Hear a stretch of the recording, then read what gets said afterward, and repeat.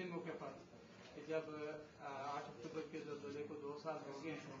और आप यहाँ से तशरीफ लाए और 2 साल के अंदर जहाँ रिकन्स्ट्रक्शन रिहेबिलिटेशन का काम जो है वो यहाँ पे जोर शोर से जारी रहा, वहाँ हमारी सतह पर ITV की इंतजामिया का बात ये हो सकी कि ITV की इंतजामिया ने ये फैसला किया कि मुजफ्फराबाद में हम सबसे पहले पहले ऑफिस बनाएं, जिसका आज आपको हम कर सकें। तो हम आपके शुक्रगुजार हैं कि आप यहाँ पे तशरीफ़ लाए और यहाँ ब्यूरो ऑफिस का आपने इफ्तिताह किया। इस मौके पे आप जो अपना पैगाम जो देना चाहें ITV के हवाले से। मैं मुजफ्फराबाद में ब्यूरो ऑफिस कायम करने पर ITV की इंतजामिया को, आपको और हेड ऑफिस के तमाम लोगों को उनका शुक्रिया अदा करता हूँ और मुबारकबाद भी देता हूँ कि उन्होंने एक बहुत अच्छा इनिशिएटिव लिया है। इस बात की बड़ी शदीद ज़रूरत थी कि मुजफ्फराबाद 8 अक्टूबर 2005 से पहले का जो मुजफ्फराबाद है उसके तकाजे और थे, लेकिन तामीर इन्हों कब होगी, कब कितनी मुकम्मल होगी, ये दूसरी बहस है, उस पर फिर बात करेंगे। लेकिन 8 अक्टूबर के बाद से मुजफ्फराबाद जो है आज़ाद कश्मीर का दारुल हुकूमत, ये सारी दुनिया की आमदोरफ्त इस शहर में हो रही है और इस बात की बड़ी शदीद ज़रूरत थी कि यहाँ से प्रिंट मीडिया के साथ साथ इलेक्ट्रॉनिक मीडिया की सर्विसेज को कैसे जो है वो इम्प्रूव किया जाए। और मैं मुबारकबाद पेश करता हूँ इलेक्ट्रॉनिक मीडिया को इन जनरल कि पाकिस्तान के सारे करवाए रेस्क्यू, रिकवरी, रिहेबिलिटेशन और रिकन्स्ट्रक्शन के प्रोसेस जो हैं उनको उन्होंने बहुत अच्छी तरह कवर किया और जो आज़ाद कश्मीर के अंदर होने वाली एक्टिविटी है उससे दुनिया जहां में प्रोजेक्ट करने में ITV ने बड़ा भरपूर रोल अदा किया। लेकिन आज जो आपने इनिशिएटिव लिया ये इससे मैं कहता हूँ बहुत काबिल कदर है कि DSL सर्विस और आहिस्ता आहिस्ता अपलिंकिंग की फैसिलिटी की तरफ हम जा रहे हैं। और ये आपको याद होगा कि 24 जुलाई को हमने वादा किया था, उस वक्त आज़ाद कश्मीर में इस तरह की कोई सर्विस DSL की सर्विस सारे आज़ाद कश्मीर में नहीं थी, नहीं सरकारी गैर सरकारी किसी सेक्टर में। लेकिन सबसे पहले उसे वज़ीर आज़म आज़ाद कश्मीर के ऑफिस में मुहैया किया गया और एक सहूलत मुतारफ करवाई गई। अब तो खैर सारा मीडिया, अब तो कई मिलियन मोबाइल टेलीफोन्स मौजूद हैं और इलेक्ट्रॉनिक मीडिया के लिए सहूलतें मजीद। हमने एक मीडिया विलेज और मीडिया सिटी जो रीलोकेटेड कैपिटल होगा 76 क्लास की तरफ, उसमें हमने एक पूरा विलेज कायम करने का और उसमें हम कोशिश करेंगे कि सारे लोगों को सहूलत मुहैया हो। इस काम का आगाज चूंकि आपने कर दिया है इसलिए मैं आपको मुबारकबाद पेश करता हूँ और ये बात भी कहना चाहता हूँ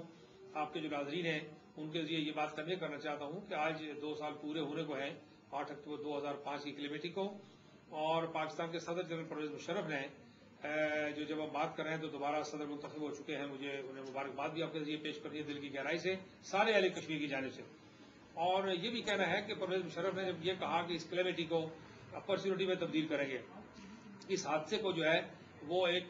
खुशबख्ती में तब्दील करेंगे, इस मुफलसी और कंगालपन को हम खुशहाली में तब्दील करेंगे और खुशबख्ती में तब्दील करेंगे, तो उस वक्त ये बात समझ में नहीं आ रही थी। लेकिन मैं बहुत शुक्रगुजार हूँ पाकिस्तान के इलेक्ट्रॉनिक और प्रिंट मीडिया का, पाकिस्तान के फिलैंथ्रोपिस्ट का, पाकिस्तान के चैरिटी वर्कर्स का। ये वाहिद हादसा है गुज़श्ता चंद सदियों में जिसमें पाकिस्तान की सारी कौम, यूं लगता था कि सारा पाकिस्तान एक रिलीफ कैंप बन गया है और पाकिस्तान का हर मर्द जन कश्मीरियों के लिए और सूबा सरहद वालों के लिए एक रिलीफ वर्कर बन गया है। ये ऐसा जज्बा है जो तहरीक पाकिस्तान में तो हो सकता था, जो हमारी जिंदगी से पैदाइश से पहले की बात है, लेकिन उसके बाद की कोई चीज हमारे इल्म में नहीं है और कंटेम्प्रेरी हिस्ट्री में सारी दुनिया में इस तरह के वाक़ात गुज़श्ता कई सदियों में नहीं हुए। फिर मुसल्लाबाजी पाकिस्तान ने जो रोल अदा किया, ये पहली बार ऐसे हुआ कि बावर्दी लोगों की मैयतें अंदर दफन करके उन्होंने कश्मीरियों की और सूबा सरहद से लाशें और जख्मी को निकाल के दुनिया के कोने कोने में पहुंचाया। फिर NGOs, local NGOs, regional NGOs, international NGOs। मैं बिल्कुल लोग बात करते हैं, एतराज करते हैं जिन्हें मुल्क की लंबाई चौड़ाई या जोग्राफी भी कई दफा मालूम नहीं होता, लेकिन अमेरिकन शरूक्स जो इस मुल्क में आए वो अगर वो हैवी इक्विपमेंट उठाकर एक कोने से दूसरे कोने तक नहीं लेके जाते और दोनों तरफ से स्लाइड्स नहीं खुलती तो आज तक हमारा रोड इंफ्रास्ट्रक्चर कभी खुल नहीं सकता था। और वो जो शरूक्स थे अमेरिकन, उनको हमारे देहातों में लोगों ने फरिश्ता रहमत समझा। किसी ने कहा कि मेरे गांव में उतर गया और किसी ने जैसे चील अपने पंजे में मुर्गी के बच्चे को उठाती है, एक दिन के बच्चे को, इस तरह वो बुलडोजर और पिलर्स और कटर्स लेके और एक्सीवेटर्स लेके वो चले फिरे। उनसे लेके नेटो फोर्सेस से लेके USAID तक और फिर वहां से नीचे मर्सी कोर और रिलीफ इंटरनेशनल और उससे नीचे आप आ जाएं तो फिर सऊदी अरब, कुवैत, दुबई, ईरान और चीन तक और मशरक मगरब और शमाल जनूब तक और چونن تک، اور جیپنیز جنہوں نے جائکا والوں نے مظفرآباد کو پلان کیا، اور انجینئرنگ یونیورسٹی لاہور جو باغ کو پلان کر رہی ہے، اور نیسپا جو راولاکوٹ کو پلان کر رہی ہے، اور ریکنسٹرکشن کے اندر ترکوں نے جو رول ادا کیا، ترک لیڈرشپ نے کہ خوبصورت یونیورسٹی ہمیں بنا کے دے دی۔ مظفرآباد کا ڈسٹرکٹ ہیڈ کوارٹر میں نے وعدہ کیا تھا کہ مظفرآباد کے لوگوں کے ساتھ جو ہو رہی ہے اس کا ازالہ کریں گے، تو چنانچہ مظفرآباد والوں کا ڈسٹرکٹ ہیڈ کوارٹر جو ہے یہاں سے اٹھا کے 25 کلومیٹر دور لے جایا گیا تھا۔ وہ میں نے حکومت پاکستان سے، پاکستان کے صدر، پاکستان اعظم اور ترکی کے صدر اور وزیر اعظم کو میں نے خطوط لکھے، اور اس کے نتیجے میں وہ ڈسٹرکٹ ہیڈ کوارٹر واپس لے کے آئے، اور آج وہ district headquarter under one roof, ایک دروازے سے آپ داخل ہوں گے تو آپ کو education, health, police, forest, judiciary, environment, جتنی باتیں، الیکٹریسٹی، جتنی چیزیں ہیں، P W D, local government, سب ڈسٹرکٹ کے متعلق جتنے آفیسز ہیں آپ کو انڈر ون روف ملیں گے۔ کسی کو اس بات کی ضرورت نہیں ہے کہ سیٹھی باغ سے شروع کرے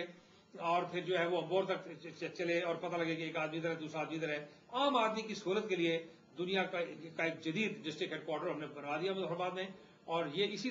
کو ریپلیکیٹ کریں گے باغ میں کے اندر، راولاکوٹ کے اندر، اور اگلے کسی مرحلے میں ہم سارے آزاد کشمیر کے باقی ڈسٹرکٹس میں، نیلم سے لے کر تمام جگہوں تک، ہم بمبر تک سارے ڈسٹرکٹ ہیڈ کوارٹر کو اسی پیٹرن پہ ارادہ رکھتے ہیں بنانے کا۔ ورلڈ بینک کا میں شکریہ ادا کرنا چاہتا ہوں، یونیسکو کا، یونیسیف کا، WHO کا، WFP کا، جنہوں نے بے حد ہمارے لیے کام کیا، اور دنیا کے وہ تمام افراد اور NGOز اور طبقات، ہمارے جو کشمیری تارکین وطن ہیں، پاکستانی تارکین وطن ہیں، آرمی انجینئرز ہیں، آرمی ڈاکٹرز ہیں، ان تمام لوگوں کا ایک ایسا رول ہے۔ انٹرنیشنل بینک سے اسلامک ڈیولپمنٹ بینک ہے، ایشین ڈیولپمنٹ بینک ہے، OIC کنٹریز کا اور OIC سیکریٹریٹ کا، اس لیے ذکر کرنا چاہتا ہوں کہ میں نے خود OIC کے سیکریٹری جنرل، موجودہ سیکریٹری جنرل کو درخواست کی ہے، گزارش کی، اور انہوں نے ایگری کیا ہے کہ آزاد کشمیر میں ایک OIC ٹاؤن بھی، میں نے انہیں تجویز کیا، انہوں نے ایگری کیا کہ OIC ٹاؤن بھی ہم آزاد کشمیر میں قائم کریں گے۔ اور مستقبل کا دیکھیے، ماضی کا مظفرآباد اور مستقبل کے مظفرآباد میں بہت فرق ہے۔ ہم میڈیکل پرائیویٹ سیکٹر میں میڈیکل یونیورسٹی بنانے جا رہے ہیں، ہم پبلک سیکٹر میں ویمن یونیورسٹی بنانے جا رہے ہیں، C-130 اور اس کے لیے اور بوئنگ کے لیے مظفرآباد میں ایئرپورٹ بنانے جا رہے ہیں۔ تو لوگ ایک وقت میں نہیں شاید اس بات کو اپریشیٹ کر رہے تھے کہ ہم کیا کچھ کرنا چاہتے ہیں اور کیا کچھ ہو سکتا ہے، لیکن اللہ تعالیٰ کا لاکھ لاکھ شکر ہے، آج چائنیز $300 بلین اپنا اور $47 بلین حکومت پاکستان کے $350 بلین سے مظفرآباد شہر کو ایک جدید بستی میں تبدیل کرنے کے لیے شروع کر رہے ہیں، اور آغاز بھی ہم نے کروایا ہے CMH روڈ سے۔ سب سے پہلے اس کی اسٹڈی کروائی ہے کہ ہم نے کہا ہے کہ CMH روڈ، اس کا نام تبدیل کیا، میرواز روڈ رکھا ہے، اور سب سے پہلے ہم نے کشمیر کے ایک عظیم رہنما جو ہیں، آزاد کشمیر کے سابق صدر اور مسلم لیگ کے سابق صدر میرواز عمر فاروق کے دادا محترم میرواز یوسف شاہ صاحب کے نام پر وہ سڑک ہم نے کی ہے، اور اس کا سروے ہم نے شروع کروایا ہے۔ 78 منصوبہ جات ہیں جن پر کہ چائنیز ہیں یہاں پر